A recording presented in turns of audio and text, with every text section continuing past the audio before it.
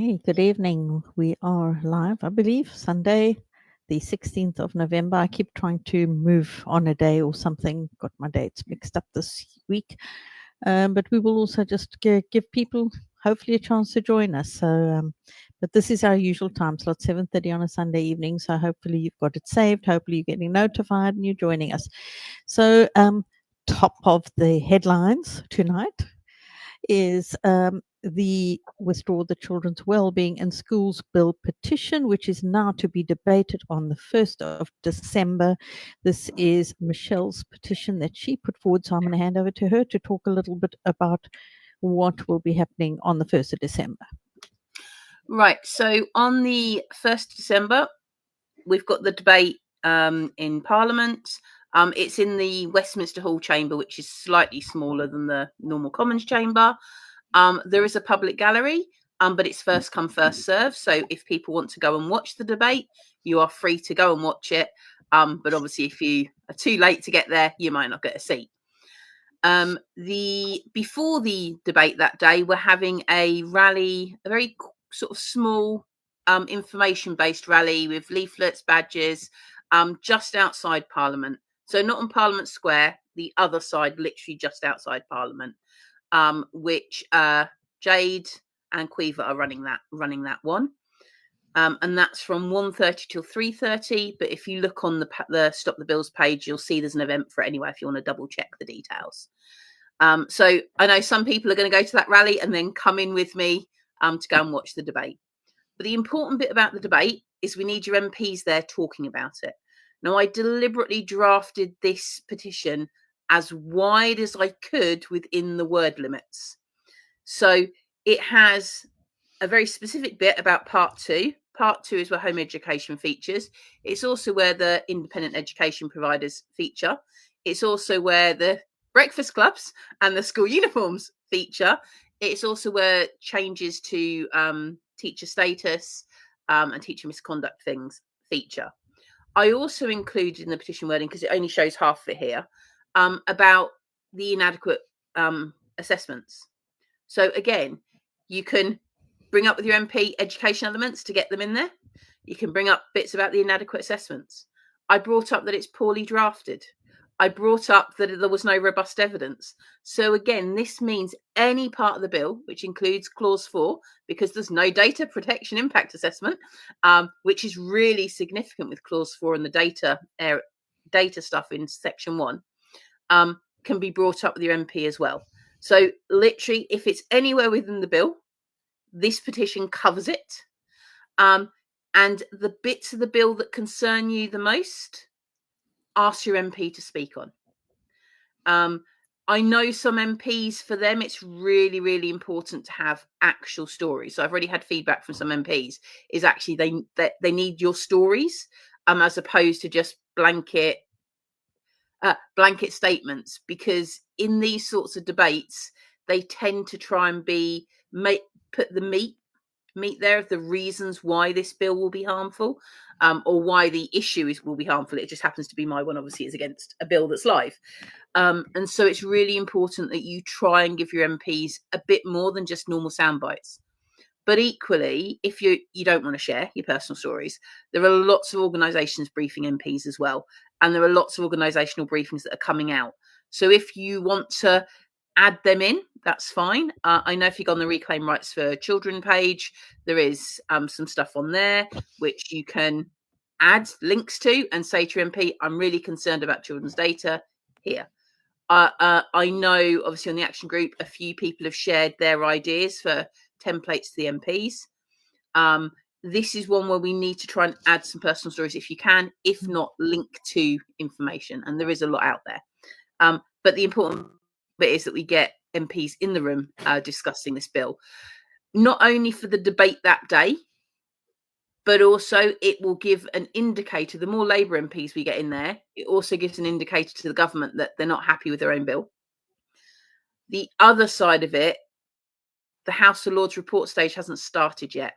So if we get some really, really good stories or sound bites in the debate, we can lift them and we can highlight them to peers. Yes, there you've got some more of the wording there. So you can see you can cover everything from the downgrading of education, you can cover parental rights, you can cover harm to children, you can cover the drafting, you can cover the lack of evidence, you can cover the impact assessments being inadequate. Well, the children's impact assessment actually confirms they didn't ask the children what their opinion or consult with them. And we've got child's voice there, and children's rights to education, and undermines parental responsibility. So it's deliberately worded so you can pick pretty much any area of the bill and engage your MP on it and get them in the room. And this is really, really, really, really, really important to try and get as many MPs there as possible.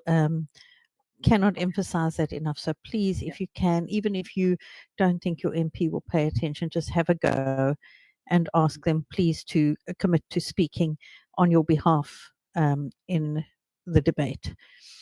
And the other bit is, I know some people are, oh, my MP's against this. Well, as said, this is drafted really well.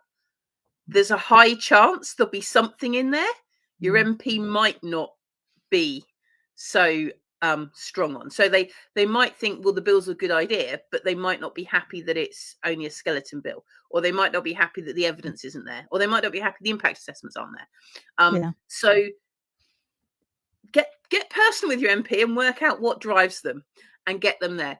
The other reason, not only for lobbying peers, it's important, is if we get amendments at report stage, they go back to ping pong. So they go back to House of Commons, where they have decisions to be made on those changes. And if we get MPs realising, which they'll be talking between each other, how poor the bill is, then hopefully any decent amendments that go through, they will be accepted. So it's not only about the debate on the day, it's about the House of Lords next stage, and then it's about potentially the ping pong stage after that. So it's really important we just get the MPs in the room and we get engaging with them. Yeah, and we only have 2 weeks, I think, to get them to get these emails to our MPs. The sooner the better, because their diaries get full with other things. So we need to draw this to their attention. Okay, so thank you for that, Kat. Moving on. Okay. Can I just, Trudy's put something in the comments. Well, you can go back to your MP and say nothing in this school bill enforces school attendance. That's under different legislation. So just tell your MP they need to reread the bill, because it doesn't actually do what they're telling you it will do. Okay, Alison? Can't hear you. You're muted. Sorry. Just a quick heads up. That's one of 3 debates that are happening. This is the most important one, but we will be reminding you of the next 2, which are on digital ID cards and the Online Safety Act coming up afterwards. So watch out for those later on. But start this conversation with your MP, get to know your MP, and then you can mither him for the other 2 later on, him or her. Yeah. We need to work on all of those. Okay, so then next up, we are planning a really, really big rally in London on the 17th of January. You have 2 months notice. It's the 16th of November now. You have 2 months notice. 17th of January is a Saturday. Please plan now to be there. This is vitally important that as many of us as possible can be there. If you have difficulties with children, we understand not everybody can get there, but perhaps just think about going there for a short while, or making some arrangements to enable at least some family members to be there. But do plan to be there.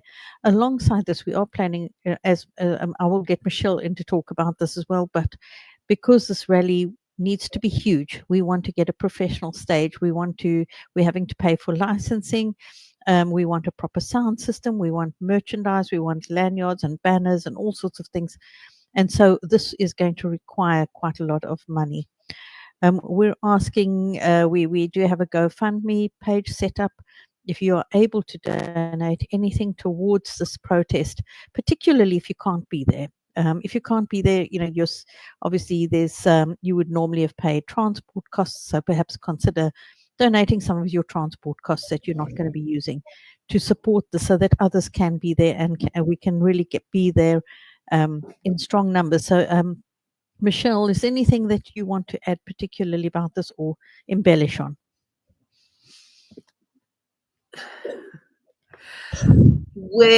we're going big.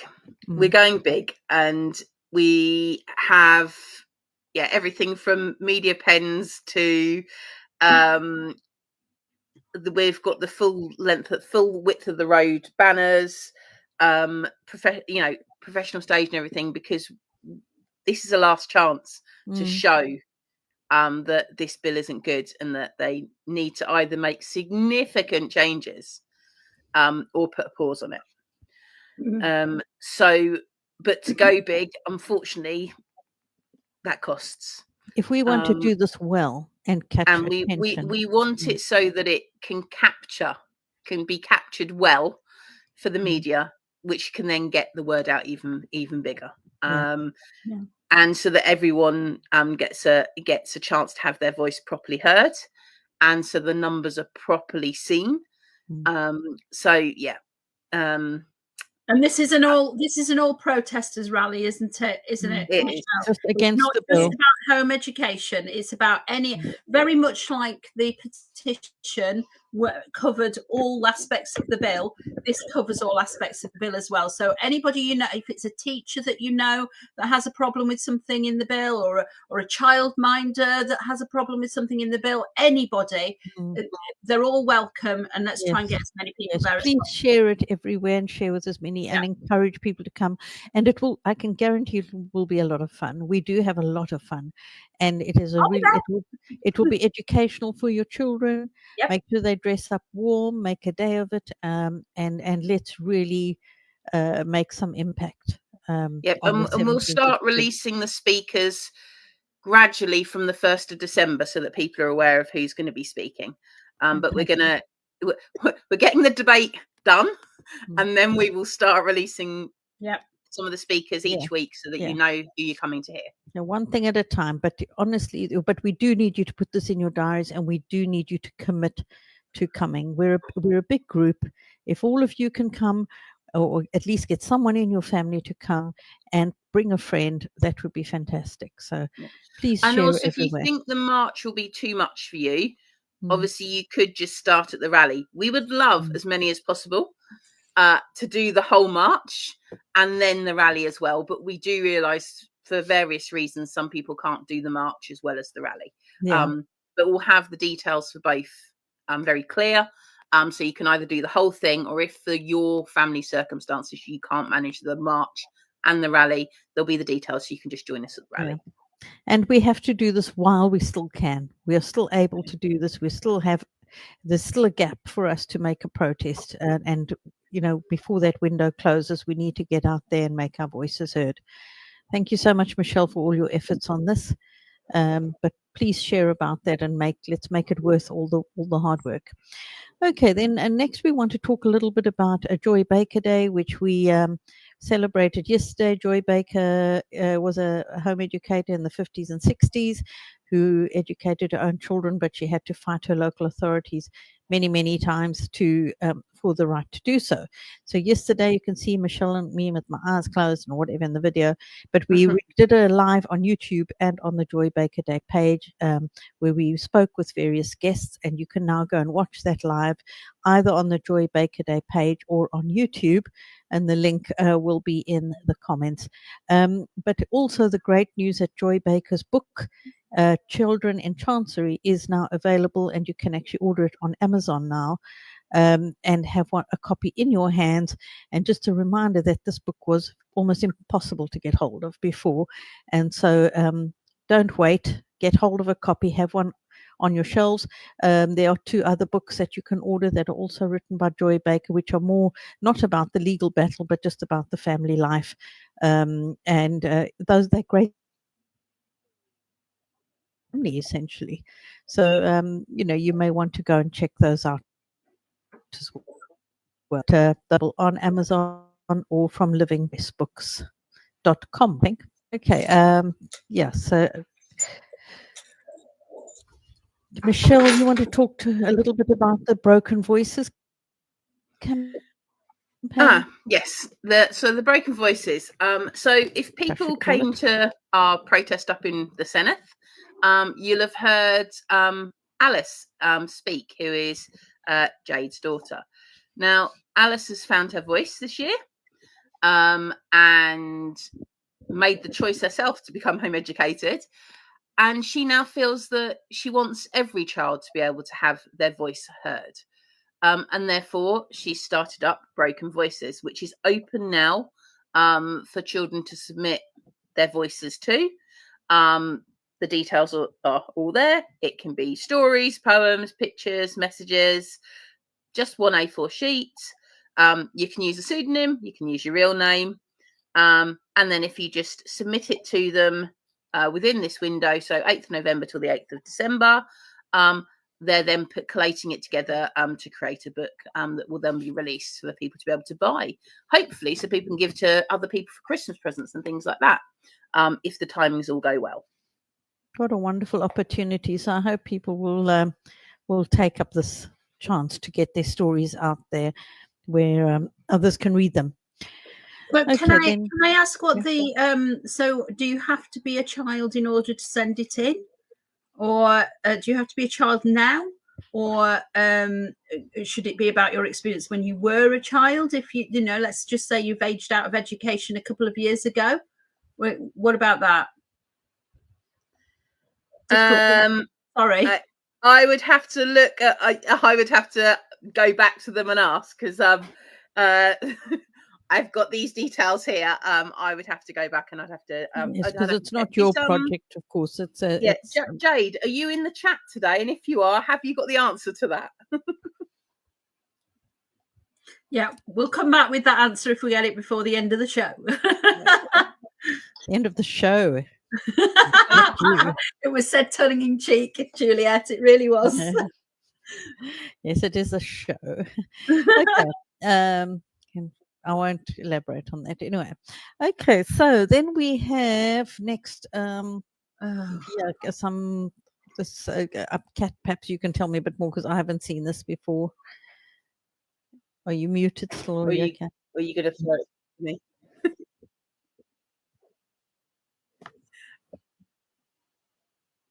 Okay, so this looks like an article.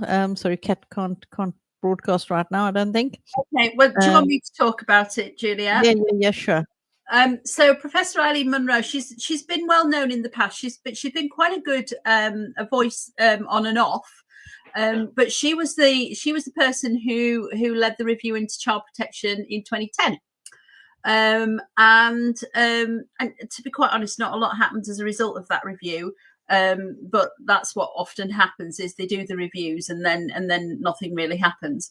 But she has criticised the most recent suggestions for reform in children's social care and said that they're very, very likely to fail. Basically, she said it's too big a step.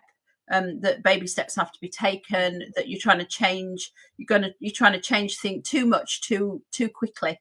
And that there's been no testing of the changes either. And we see this again and again. We've seen this, for example, with the Children Not in School register, etc. All of these reforms that change things quite a lot. The government is not pilot testing them. It's not looking at risks. It's not doing all the things that it ought to do before it brings in large scale change. So really, it's just a reflection of the government's drive to change things without getting it right. But more importantly, Alison, it's changes that are in this bill. Yes, that it's talking about. That's the most important bit. Exactly. Two of the bits in this that are in these pilots that are not completed are already written into this bill. So even though somebody as high up as Eileen is saying, yeah, do you know what? Maybe we should wait for the results first. Maybe we should actually check this works. Yeah, they're already trying to push it into law. Exactly. So and it's yet another thing in this bill that's not been tested properly first. That's what we're saying, isn't it, Michelle? Absolutely. Yeah. It looks like an interesting article to be looking at and to be sending to MPs too, I guess. Yeah. Okay. And what do we have next up, Kat?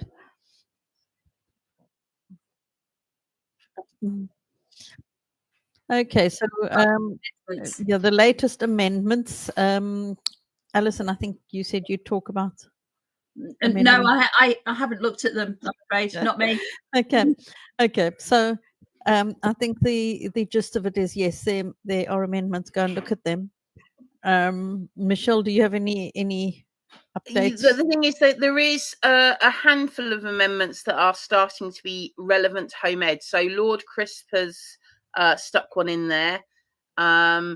There's the worrying bit, obviously, Baroness Barron is trying to bring back that child in need bit. So they are ones that we need to start to sort of take notice of. So we're starting to see them come in, but I'm expecting at the point they know when reports, so there's some Lord Crisp ones, at the point they know the report stage is starting, I'm sure we'll get a bigger flurry. But if you notice, he's trying to get them to, because they have to be very careful, because they've made it very clear then they don't really want to accept anything. So like with this one, after school insert and a court confirms their view, protects us from LA's just arbitrarily going, no, best interests, that the child should be in school. No, because this means that there's an extra step. There is effectively an appeal mechanism for us, because it has to be the LA and a court deciding that. They can't just on their own back saying that. Yeah, I think there should always be some other, you kind of need a it's kind of like a two-step verification in a way, but like, or having two signatures on an account. You can't trust just one person's judgment. And then this next one's quite important as well, because one thing under the current system of SAOs, when you try and get the Secretary of State to revoke, it is quite hard then to get the evidence of what actual decisions have been made, if any. I know they did answer sort of 5 or 8 years ago and said they hadn't sort of done any. And I know when people have done FOIs more recently, they just don't answer. So here they'd have to have some evidence. There'd have to be guidance around things. There'd have to be time frames and things. So this is again about tightening it all up. So the Secretary of State or the Welsh ministers can't just like leave it in their inboxes. So I'm aware of one family whose children are now all adults, who's still awaiting for the Secretary of State, well, a few Secretary of States back now, to give them an answer with regards to revocation for their children. Now that they were successful and were acquitted in court, but their children still have that period of time where effectively the SAO says they weren't receiving a suitable education. So they want it officially revoked, not that it existed at any point. But they still haven't had an answer now, and they've moved where they're living and everything else and chased it. So this would be quite nice if we actually had at least had a time frame, so you knew that when you referred to the Secretary of State, you would get an answer within this period of time. So you're not left months later chasing. Shows how inefficient it actually is and how unworkable it is. Yeah. And then there's also no procedure for it. No. So there's no form to fill in. There's just nothing. There is no structure to it whatsoever. No time frames. Yeah, we've asked countless times for revocation. We've yet to receive one. I mean, it's a system that's not a system. It's Yeah, well, it's putting everything in one person's hands as well. So there's no other. I can't. That I don't find an issue, because in immigration it all comes under the Home Secretary and the Home Secretary that they manage, because it isn't them, because it's actually their department, and that's how the law works. But the Home Secretary gets questions referred to them pretty much on a daily basis, and they do respond within reasonable timeframes, etc., because they have a process, they have protocols, they have procedures. But it's almost like they wrote it in for the Secretary of State for Education, and no one remembered that you actually might have people want to use this procedure if it exists. And they haven't sort of made any significant difference between what it is currently that doesn't work and what they're planning to do in the future. Because if it doesn't work currently and you don't make any changes, it's still not going to work. Yeah. Yep. It's all just and these families are left in uncertainty. I just want to go back to the Broken Voices question. Is that first of all, Jade and Patience say anyone. So basically, if you have a voice, if you've been broken by the system, at any point, and you want to share your story, you can share it. So any experiences are welcome here. More info on why it's named Broken Voices came from something deeply personal. It's about the moments when children try to speak, but their voices are misunderstood or silenced. It's for those who have been spoken over, about, or for. My daughter has 2 brothers together. They've each faced their own challenges, and we've seen how easily children. Okay, I think there we lost that. We didn't have enough space for that full response. But basically, it's when other people are speaking over you, you don't not getting your own voice heard, and it's causing damage in your life. I think these are the stories, and that's where the name comes from. Yeah, and the thing we do see this time and time again. Yeah. And people, adults who are supposed to be trusted adults, or are supposed to be looking out for children, that either talk over children or put words in their mouths, and it leads to breaking and all of the rest of it. And it's so lovely to hear from people like Jade's daughter, who have found their voice and have advocated for themselves and have come out the other side. It gives hope to everybody else. Yes, indeed. And we this whole thing of the best interests of the child, that is exactly what we will see happening, is people speaking over the child about their best interests without knowing them properly. Yeah. Okay, let's get back on track. I think we have some news stories. Is that right? Yes. So ITV. That picture. His wife told me he's horrified at that picture. It's just awful. So ITV. That's just where it's frozen anyway.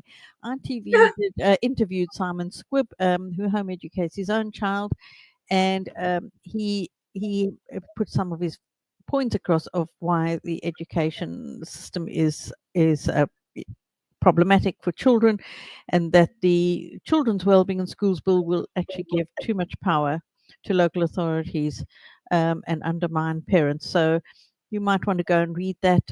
You may even want to write and comment on it on their Facebook or whatever, if you, and just sort of correct, because they've also just taken some liberties with quoting people without actually asking permission and so on. So, well, there's a couple of things that they did. First of all, they quoted Michelle and chopped and changed it and spliced it. So they did a bit of like the BBC did with Donald Trump. They did that with Michelle. And the other thing is, please don't make a big thing about the fact that Simon's using the word homeschooling. He was kind of led by the journalist. It's very difficult to bounce back from it sometimes. He has also actually said on his page he has actually made a comment himself that it was the nerves and the way the journalist was that. It was ordinarily used. You've just got to do the best you can. Yeah, you've got to do the best you can under the circumstances. And it was a tough interview. It was a tough interview, and I think he did absolutely brilliantly well. I mean, do take note of the sitting position of the journalist interviewing as you're looking at it. You'll be most amused. He's almost horizontal by the time he finishes. It's very funny. Which, maybe that's part of the problem. Maybe he didn't want to be there, that journalist, doing that interview. And that might be part of the problem. Read the body language, yeah.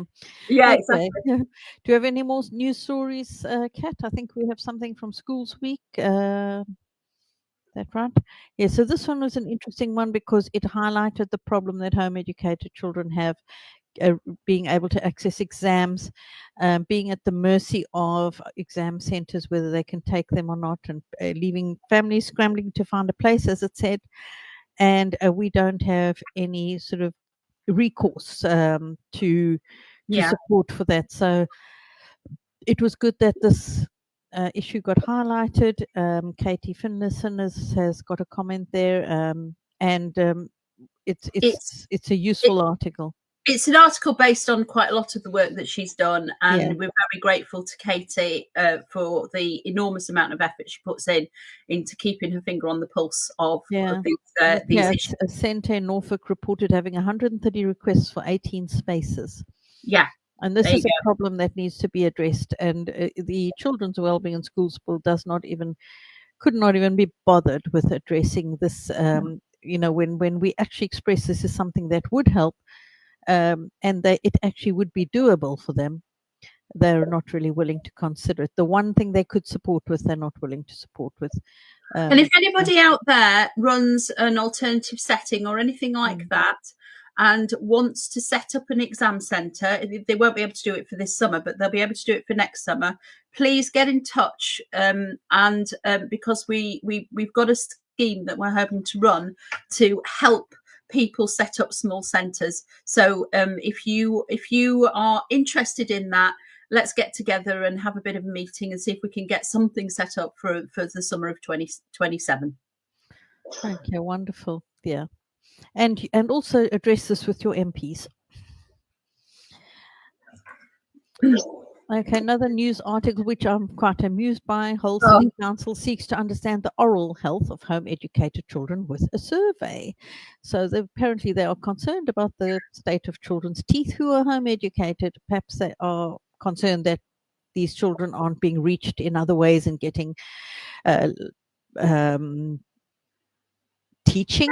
Can somebody tell me? Remember, that's because they're going to be having the children's teeth brushed in school. That was one of the announcements earlier this year. So maybe that's the worry. If our children aren't in school, how are their teeth going to be brushed? You know, it's not a case that, you know, parents might encourage their children to brush their teeth and teach their children to brush their teeth. You know, that seems to be a bit distraction tactics. It's distraction tactics, isn't it? Okay, so the schools are rubbish and the children are leaving them in droves. Let's concentrate on the thing that's really important, their teeth. Well, this is public health wanting to hear the challenges and problems you may have encountered in relation to oral and dental health for your child or children. Now, I don't know, as a parent, home educating parent, I registered my kids with a dentist, like as you normally do. I made appointments for them as you would normally do. Taught them how to brush their teeth as you would normally do. And I mean, yes, maybe it is helpful for them to do a study. Maybe some home educating parents are struggling. But I think in this area, looking at that, it's one of the areas where there aren't dentists, but which actually people have raised that to the government. It's like, rather than getting people's teeth brushed, make sure there's a dentist the child can be enrolled at. And there are a few areas where there just aren't any dentists where you can NHS enroll your children. So maybe that's behind it, is because they do actually say we can't control the number of dentists. But it seeks to understand the oral health of home educated children. They want to understand the oral health. It's just a bit it's a little bit weird. We need to see those children at any cost, you know. We can't come through the door that way. We'll line them all up and look at their teeth. Anyway, interesting one. If anyone wants to go and have a look at the survey and see what it actually asks, that could be interesting. Okay, and then we, of course, want to come to the Child Safeguarding Practice Review in respect of Sarah Sharif, which has been much in the headlines and so on. I'm going to hand over to Alison to talk a little bit about this. Okay, so this basically, when you look at the Child Safeguarding Practice Review, which they used to call them Serious Case Reviews, so, you know, SCRs, it's the same thing. What the reviews are meant to do is it's meant to look at the case where a child has been harmed or killed and see whether there are any lessons to be learned from it. Let me just say that reading this is like a broken record from all the others that I've read. I've read probably 100, 200 serious case reviews in the last couple of years. The ones that were involving home educated children, it's like a repeated thing. They are already known to be at risk. Every single one of them is known to be at risk. Not only are they known to be at risk, they're known to be at risk by at least 5 different agencies. In this case, this child was known to be at risk from the time before she was born. So to say that she was home educated and that was the problem is absolute bunkum. And if you read this review, it will tell you that there weren't just the 15 instances that were named in court that were opportunities to save her. There were many, many, many, many more opportunities to intervene, and this is what happens time and time again. And because the last moments of her life she was allegedly home educated, home education gets to take the fall. What goes along with this, so it does actually say in there that she could have been saved. It does actually say in there. Because there were enough signs for people to act on. Loads and loads and loads and loads, more even than there were in a lot of the other cases I've read. But if we go to Bridget Phillipson's statement about the sorry, Kat, Bridget Phillipson made a statement, and this makes me feel physically sick. Does this? Yet again, politicians using the name of a child who has been harmed by their parents to justify bringing in legislation that would not help that child. She said in here that the findings of the review are being taken with the strongest possible seriousness, and that they're closing gaps, and the first steps are set out in the Children's Wellbeing and Schools Bill. There is nothing, absolutely nothing, and I think Michelle will back me up with this, there is nothing in the bill that would have saved Sarah. What would have saved Sarah was people in their jobs doing their jobs instead of just putting her on a list. Making yet another list of children doesn't help them. Being on a list does not help children. Actual action helps children. Well, this is a child who was on a list at a school, seen by people every day, which is normally the big thing of like, oh, well, at least they're seen in school. Yes, you can be seen in school and still nothing will happen. Yeah. But the other bit is in that specific review at 5.31, it specifically says, however, the key change of a national register of children educated at home would not have protected Sarah.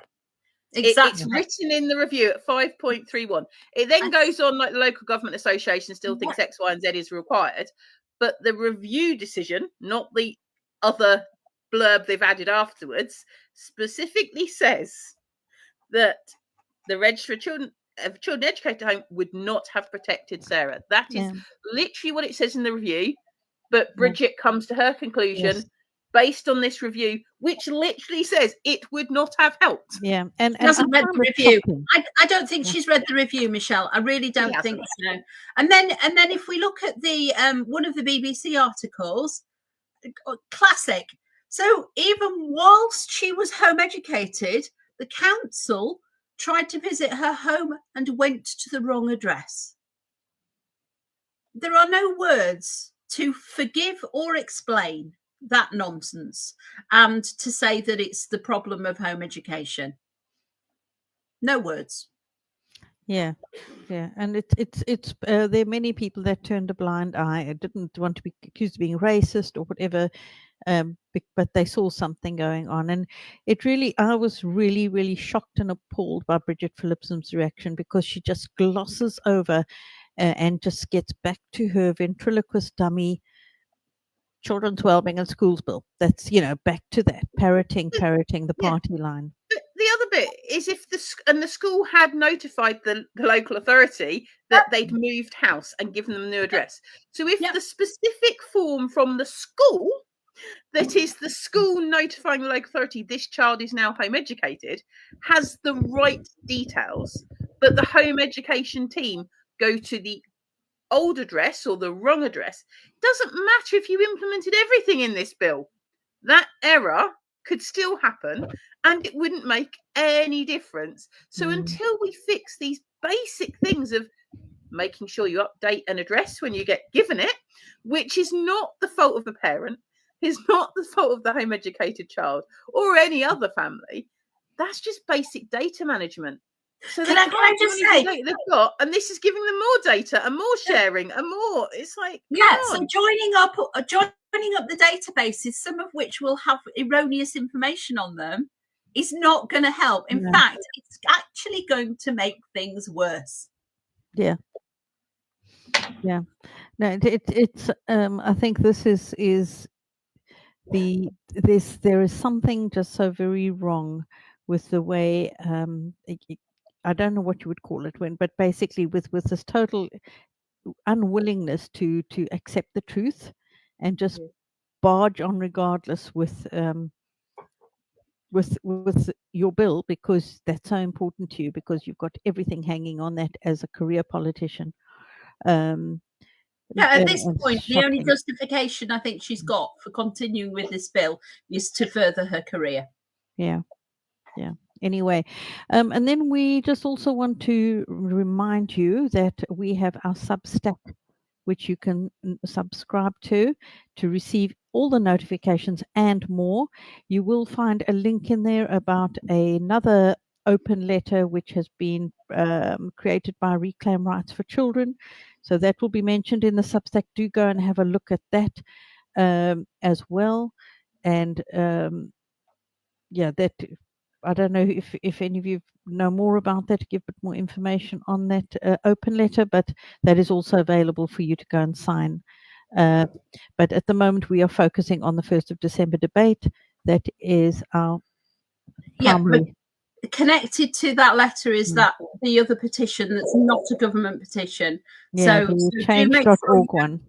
Go check that out. It's a change.org petition. Go check that out. Make sure you've signed it. It's not connected with the other petitions. Parliamentary, yeah.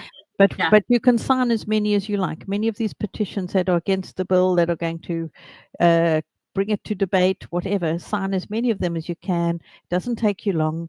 We need to support any and every endeavor to undermine the efforts to introduce digital ID for children, to undermine parental responsibility, to restrict our freedoms and that kind of thing. So and if you're not sure whether you've signed a petition or not, go and try and sign it again, because it will not let you sign it twice. So better to have a second dib at it than go, oh, I'm not sure, so I'm not going to bother. I did one this week and it said to me, you've already signed it. So okay, fine, fair enough. And then I think I got about 3 notifications for the other one, for your debate, Michelle, because obviously I used a few different email addresses for that one. So yeah, anyway, but do go and sign up for the Substack. The link should be in the comments. That way you will get all the news up to date in your inbox Monday morning if you miss this live. And anything else before we finish off? Just everyone make a note of the dates for the different protests and rallies happening. If you're someone who is available in those dates, could steward or help out in any way, if you give us a shout out, so that we can then put you in touch with whoever that is leading that particular team doing that, because we always need more stewards and we always need more people and feet on the ground. Absolutely. Yeah. Let's give it everything. Okay, guys, thank you very much for joining us, and we will see you again next Sunday, 7:30 p.m. as usual. Don't forget to join us. Bye.